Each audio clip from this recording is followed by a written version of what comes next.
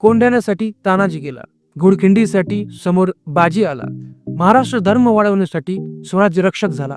जंगलात सिंहासमोर जाणारे भरपूर होते, पण सिंहाचा जबडा पाडणारा एकच होता, स्वराज्याचे धाकले धनी महाराज छत्रपति संभाजी महाराज.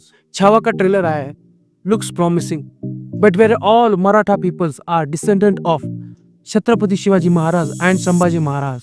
बिकॉज कुछ ऐसी चीज है जिसमें कोई कॉम्प्रोमाइज नहीं होना चाहिए. बिकॉज ये कोई फिल्मी सुपर हीरो वाली कहानी नहीं है, ये हमारी हिस्ट्री का सबसे इंपॉर्टेंट पार्ट है. कुछ ऐसी बातें जो फिल्म में होनी चाहिए, जैसे कि संभाजी महाराज को 13 भाषाएं आती थी इंक्लूडिंग पोर्तुगीज, जो उन्हें the Portuguese colony of era में काम आई.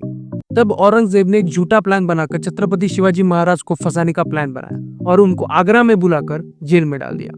तब संभाजी राजे सिर्फ 9 साल के थे. जब वो 23 साल के हुए तब छत्रपति शिवाजी महाराज गुजर गए.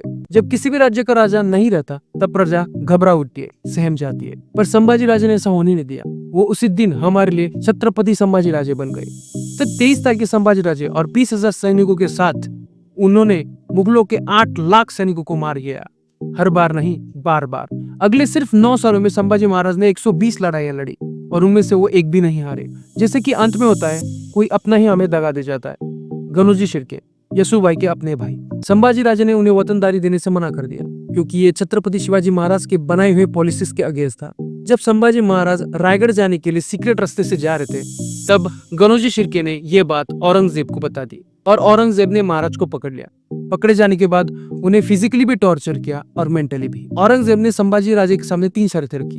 एक, मराठों का खजाना मुगलों के नाम कर दे. दूसरा, इस्लाम कबूल कर ले. और तीसरा, औरंगजेब को अपना बादशाह मान ले. पर हमारे राजा साहब ये मानने से रहे. तब औरंगजेब ने उन्हें ऊंट पे उल्टा लटकाया, उन पे पत्थरबाजी करी, उन पे पेशाब किया गया, उनके नाखून तक खींच लिए गए और उनके हाथ पैर तोड़ दिए गए. उनकी आंखों में मिर्ची डाली गई, गरम सरिया घुसा गया और उनकी चमड़ी उधेड़ दी गई.